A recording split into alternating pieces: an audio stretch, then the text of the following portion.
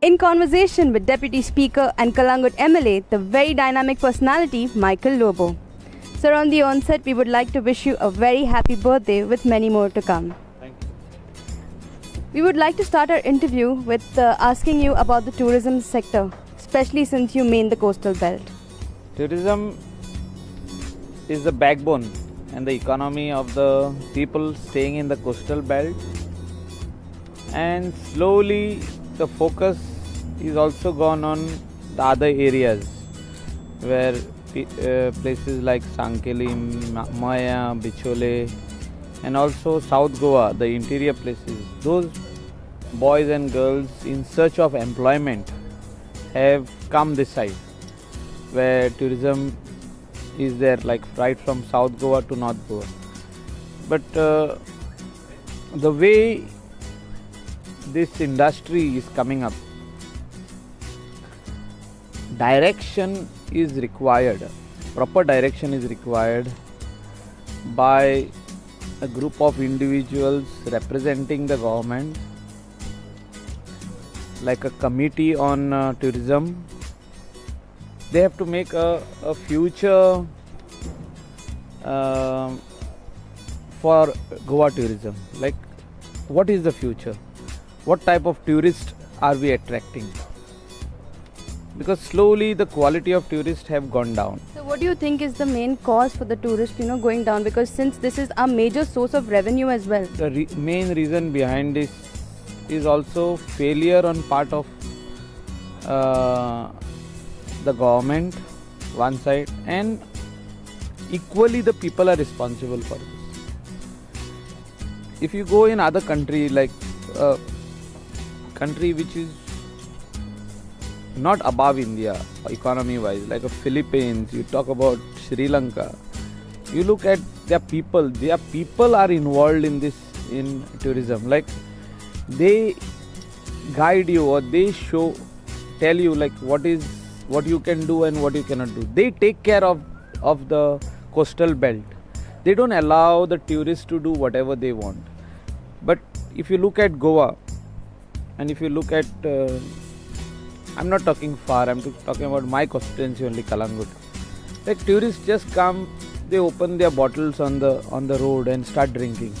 They sit at the roadside and they are having a jam, keeping 2-3 bottles. They make a mess over there. They have a fight with the local. And I look at it in two ways. Like, one, the home department, that is Goa police, have failed to bring this under control. And secondly, the village panchayat, they always say that we do not have adequate powers to tackle this menace. Same way, I want government to come up with legislation, with a bill to book this tourist. We are ready to work as legislators, as MLA, and we will see that enforcement is done. Like today, you will see Kalangut much cleaner than before. You will see Kandolim very clean. You will see Arpora Nagwa very clean. Earlier, these were the dirtiest places. But today, since we have the garbage plant, we have the manpower to lift the garbage. So all these things are happening. Same way we can do this. To bring in quality tourists, if you enforce the law, which we will come up with. Right now there is a law on nuisance. Like, in the next 2 or 3 days, we want village panchayat to start fining tourists who are creating nuisance on the road and on the beach. We will take help from IRB police and enforce this.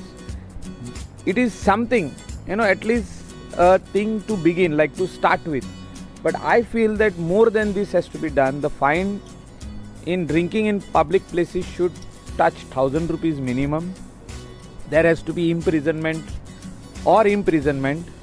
If you don't have the money to pay fine, then you stay in the jail, or you do community service. There has to be a bill passed where you have to be produced before a judge, and the judge gives them community service. Like, you clean Kalangut beach for a week. It is there international.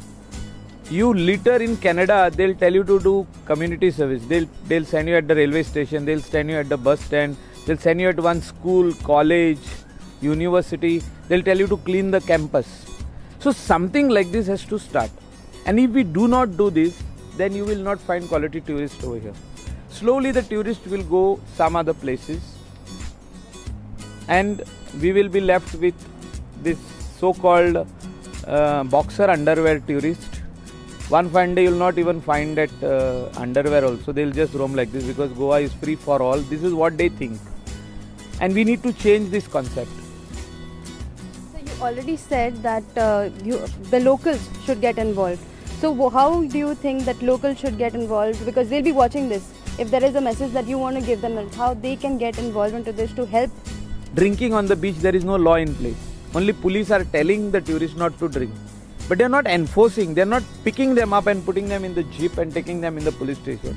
If this message is sent, the day this law comes, you can't drink in public places, you will be fined 1,000 rupees or imprisoned or community service. Then a message will go among the tourists that they can't do this. They will not do it because they know they will have to shell out 1,000 rupees or community service or jail. So they won't do that. Boards have to be installed all over, and I strongly feel that in the month of June and July, it should be a no swimming board sign on all the beaches, because there is no law right now to say that no swimming on the beach.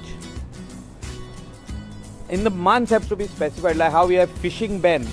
So we should have swimming ban in the sea from June to July. Just 2 months. Tourists can come and walk in where the waves come on the shore and there is only so much of water. They can walk inside. It's called dipping your legs, not swimming. Swimming is different. There has to be boards all over, no swimming. You will be fined 1,000 rupees, 2,000 rupees or 5,000 rupees. Something like that has to come. See, there has to be rules and regulations which are implemented. If these rules come, I will see that it is implemented. That is my word to the people. So people of my constituency, people of Goa, I am giving a word. If rules come, I will see that it is implemented. I have my teamwork which will work. I have good people in the panchayat. I have good people who are ready to do community service. We have a group of Together for Kalangut. We have a group called for beach management.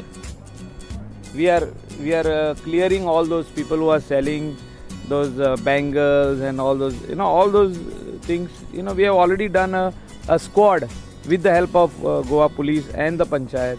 So all these things are going on. So this is easy to implement if we have law in hand, paperwork in hand. Now we already got one paperwork. Nuisance created by anybody, we can fine 100 rupees. So that we are starting in the next 2 or 3 days. What about this? Recently we've seen a lot. Now, of course, because it's the rainy season, but otherwise we've seen people cooking on the streets. What about that? Like, couldn't the patrolling stop these people from doing this jobs? You will not see this in Kalangut anymore because there is already a squad formed by the Panchayat. Anybody cooking in the jurisdiction of Kalangut, they will be lifted. Now Kandolim also is forming the same squad with the help of security agencies, with the help of Goa Police personnel and Panchayat people. They will just go and confiscate that cylinder, the utensils, everything. Whatever they have over there, they will confiscate. So cooking in public places is banned. So we will have 2 squads, one going in Kalangut and Baga, one going in Kandolim and Chinkeri. So same way it should be implemented in elsewhere in Goa. Now elsewhere when we are talking about is Panjim, a lot of cooking takes place in Miramar, Karanjali, all that side. Even in Saligaon and Nerul side, a lot of cooking takes place. So these panchayats or government should come up with a squad. At least locals will get employment. You fine, no? You also fine and confiscate. See, Goans will be very happy if you do all these rules and regulations. Because Goans want systematic tourism to take place. Goans want, it is their daily bread, it is their, every day they earn this money. And if they do not get benefit out of tourism, and if they get very, very poor tourists coming into Goa, tourists who are creating nuisance coming into Goa, they will not benefit out of it. And talking about the recent drug menace that is going on, drug menace and prostitution is on the rise. And everybody is looking at Goa only from that angle, that Goa has become a cheap tourist destination in that way. What is your say on that? See, I will not deny that there are no drugs. There are drugs. And I am on record in the Legislative Assembly and outside also, and I am talking on this. And after making several letters to the police or to CM, Chief Minister took it very seriously last time. From the month of April, we had seen lot of raids happening. April, May, June, July, August, September. These 5 months we saw that so many raids happening. Then slowly they slowed down. It's only when the Chief Minister puts pressure on the police, all these things are happening. But now, right now, the drugs which are caught, all those ketamine and all, these were meant for export actually. Earlier also a lot of consignment was caught by parcels going to UK. So those drugs are used in those countries. I think they mix them together and make some drug to sell to the. So are they using Goa as the base? Is that what it is? We have seen it. So this becomes the most scarier point, no? Vietnamese person and a UK national.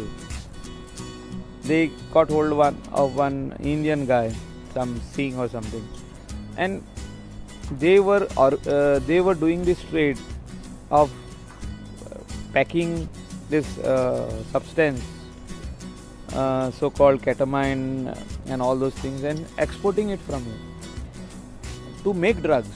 These powder drugs are mainly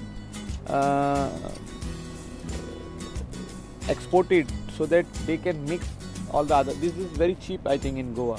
That is why this is the source for them to get the drugs and export it. I really congratulate the Intelligence Bureau, the Revenue Intelligence Bureau, who have gone deeply into this, and they have caught them. They have come to Goa, they laid a trap, they caught them. So it's a very good thing, like at least it has come to light. And yes, we cannot hide it anymore. Nobody can say that Goa is not a place where drugs are being exported from here. It is. So we need to change this. To change this, I think vigilance by Goa Police, Narcotics Control Bureau and Anti-Narcotics Cell has to be proper. They have to take interest and do this. And people have to be vigilant. If any suspicious things are happening at your neighborhood, you should inform your concerned MLA or concerned Sarpanch or concerned ward member and the police inspector of that particular police station. Now recently it was NH17 was dumped with garbage all over. Do you think we need another garbage plant that has to come up in the north? See, coastal belt of Kalangut constituency is very clean. Now we are also taking garbage from the tourism contractor, which garbage is generated on the beach. The plant takes. Plant is taking garbage from Porvorim constituency, partly from Panjim, Saligaon constituency, Sholim constituency and Mandre constituency. I think this is the coastal belt area where the garbage is coming. But the area which was acquired around 1,50,000 square meters in Baingini, that garbage plant is still not coming up. We are still talking about it. And we acquired land now and we built a plant. I am talking about 2013. We acquired in 14 the work started and 15 we were ready. So 13 and the work started, 15 we were ready. So if there is a will, there is a way. And I don't see any will of politicians across party lines and bureaucracy. When politicians work, bureaucracy works. And also the panchayats and the municipalities, they work. And I feel that Tiswadi, what we were hoping that the first garbage plant would come in Baingini, is still not come. Looking at our plant, at least it will be eye-opener for the people of Panjim and Taligaon and other areas, that old Goa, that this plant should come up over there, and they should cater only to Tiswadi. So one more plant should come up at Verna, which should cater to all the coastal belt of South Goa. So these three plants, I think, can take care of maximum garbage. And the fourth garbage should be like for Vasku, Mormugaon, because there's a lot of garbage being generated that side. They were planning one at Kakora. A smaller plant can come up at Kakora, which can cater to all those villages over there. But there is not much garbage that side. But with the biggest garbage generation is South Goa and North Goa coastal belt. And also the cities like Mapsa, Panjim, Margaon, Ponda, all these cities. So, and I feel that municipal administration has failed to come up with a solution for, though they should have been the first people who had spent so much of money to study garbage treatment plants all over the world. They went, politicians went, and the bureaucracy also went to see the garbage plants all over the world. But we saw only one plant in Germany. We also went to Italy, Austria. We saw these three plants, and we brought the technology into Goa. But why can't they do it? Swachh Bharat, we say, clean Goa. How can we do it? You see, the entire South Goa garbage in Vasku, that water leachate is going into the sea, to the river and sea. We are polluting the rivers, we are polluting the seas. Sadhguru went from North India to South, means he travelled to say that ban plastic, clean the rivers. He went with a strong message to the people that you need to clean, keep your rivers clean, because that is the only thing where we are getting fresh water from. But still we as humans, we do not have that concern for the rivers, for the sea, for the rivers, sweet water lake rivers, those rivers which are flowing and giving us water to drink. So this is what the mindset of the people have to change. Our thinking has to change. We have to be more concerned about all these things, which we are not. We are more interested into wealth. So what is your say on the coalition politics that is going on right now? Coalition politics is compulsion. And sometimes you have to do things which you don't want to do. And I feel Manohar Parrikar should not come under pressure of anybody, of any coalition partner, to do something which is wrong. And what is good for Goa and Goans we should do. And I think good people have joined hands to form this government, and they are serious about the people of Goa. Like, they are concerned. Negativity is always there. People will talk negative, but you must try to do whatever is good for the people. And I think Manohar Parrikar will take right decisions at the right time to deliver good governance, and the people are there. They are, last 1 year they have seen, though no doubt for the last 3 months Manohar Parrikar CM's health is not good. But definitely now, after coming back, he will deliver what needs to be delivered for the people of Goa. And another thing, that is the mining issue that is going on, and everyone is all about it, like what's the solution, what's the problem. Everyone has their own say. Each CAC member also has its own say on it. What is your say on it, and what do you think is the only option to get out of it? Mining shouldn't have been stopped the way it has stopped. It is like all of a sudden stop something. The court says stop something. We respect the judiciary, so we cannot comment that what they have done is wrong. It becomes contempt of court. But looking at the livelihood of thousands and thousands and thousands, they are running into lakhs of people who are directly or indirectly involved in the economy. They get money out of this. Whether it is a truck driver or a truck mechanic, whether it is a grocery shop or a fisherwoman or a vegetable vendor. So all these people are directly or indirectly selling their products or they are doing business, or they are working for somebody on the economy of mining. The court should have said that I am giving you so much time, whatever you need to do, the auction formalities you do, beyond this the mining should stop. But court stopped it all of a sudden, where people are very upset. Government of India should come up with an ordinance, start mining, and then follow whatever they were thinking of doing. Whatever policy the nation has got on mining, which they say it is a national wealth or whatever they say, whatever is in their mind, but taking the people of Goa in confidence, taking the mining belt people in confidence, they should take it forward from there. But right now the need of the hour is to start mining, because from September onwards they can start doing the mining activity. October, like normally in the rains the mine stops, June, July, August. September they start back again. So we still have 3 months time for the mining to start. And I feel that center can come up with an ordinance. Economy of the state, economy of the treasury of the state. Treasury does not get money. How do you pay the salaries of the people working for the state of Goa? So all these things are depending on mining. That these are the two industries. One is tourism, one is mining. And I feel that mining has to start. And if mining has to start, there has to be an ordinance from Government of India for mining.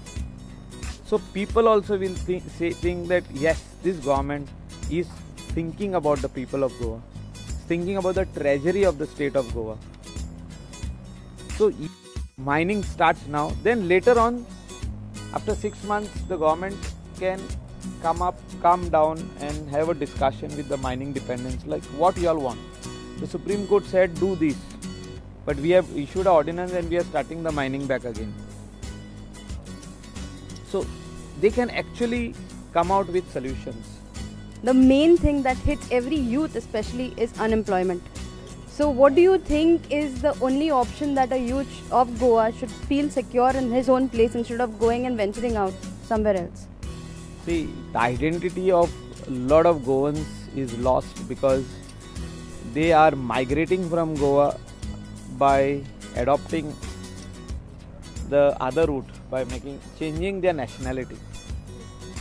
And I have been always talking against this, but for the youth, they think that it is an opportunity for them to earn a living, to make their life. So they make a Portuguese passport and go abroad, especially to UK, and start working there, and they want to restart their family or whatever over there only. But in that bargain, we lose an identity. You are no longer being called a Goenka. You are called overseas citizen of India, not even Goa. No matter how much they love Goa, I know that they love Goa, but we can't give them the employment what they were looking at. We can't help them into this, they want a good salary, they want to live a good life, but they can't do it in Goa.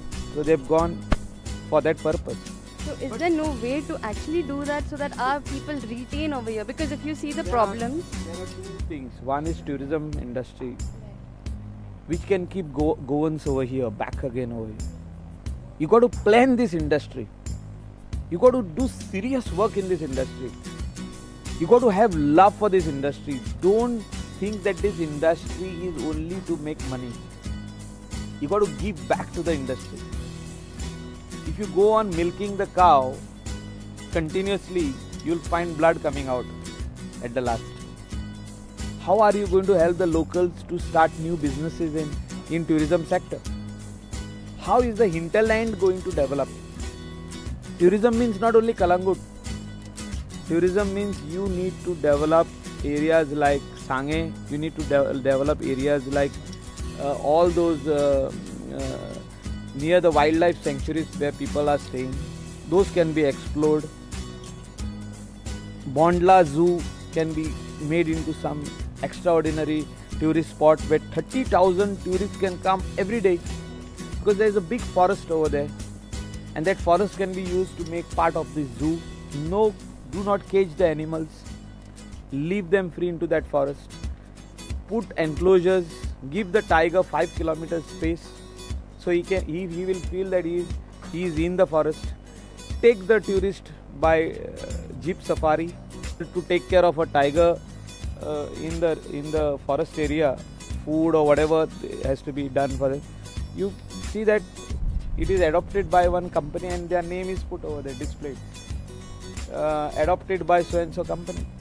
So this can be done. Those people staying in Sangay, Netravali, it's a beautiful place, cool climate. Their culture, their cuisine, the food what they serve, they cook, vegetarian, non-vegetarian. That can be explored. The dams. We have the biggest flora and fauna on this side, the Western Ghats. All those can be explored. We are not in the right direction. We are thinking of making tourism master plan. It's nonsense. So you were supposed to have a tourism plan since 6 years now. What is the stand on it now? Have you got that plan? I am on record in the Legislative Assembly. I am against that plan which is coming out, which is being made by non-Goans. They don't know anything about Goa. We have so many Goans. The culture of Goa, the people of Goa, the people who are staying in near Tamade Surla, people who are staying at Harwale waterfalls, those caves, those temples. We have so many things to show the tourists. Goa is a beautiful destination. We need to showcase it properly. It's not only a beach destination. Vijay Sardesai rightly said some word for the tourists. You'll find those type of tourists only coming here in search of liquor, because they say it is free for all. They think that woman is also free for all. Sorry to say this. The concept of Goa is going in that direction. Are we going to change this or not? I am ready to be part of it. I am ready to assist anybody to bring in the change, like how we have brought a lot of changes in my constituency. I am ready to bring in the change, but I need support. I cannot do it alone. With this long chat with you, we've got to know a lot of things that are in your mind, but we want a clear stand on it. So please, can you tell us your plans from your birthday onwards? I have a lot of plans. Let me speak to the Chief Minister first. For the last 3 months, I did not see him. I only spoke to him over the phone. There are a lot of things which are in my mind which I want to do. For that, I don't require government money only. A lot of people in Goa are there who are ready to contribute to do these things. And I feel that the most important thing what we have to do today is on employment part of it. We all need to stand together to do something good, and people need to support what is good. And if we do not do this, then God save Goa. Other than that, if there's anything else that you would like to tell your audience who are so keen and glued to their chair listening to you, if there is any message that you would want to give them. My message to the youth of Goa today is, you need to stand on your own feet. Do not think that after getting to a graduate, you want a job of a peon. Don't say like that. You have the capability. Goa is a tourism state. You need to do something on your own. You need to stand on your own feet. You do some business on your own. I am there to support you. The message to the youth, all the boys and girls for today is, you need to start thinking about others. You need to do something for your own self and others. You start a industry, you start a business where you'll do something for your own self, and you'll also create employment for others. In this way, we can retain all the other fellow Goans who are thinking of going abroad, migrating abroad, changing their citizenship. They will stop doing it. Do not sell your land. Do not sell your land and go and stay in a flat. In your land, do something. In your land, you do something, and you will definitely get the return. This is the message. Our viewers will definitely be glued to their chairs to listen to all these motivational things that you've spoken to them. I'm sure you'll be having more visits from the youth now. And once again, Team HCN would like to wish you a very happy birthday and a successful year ahead.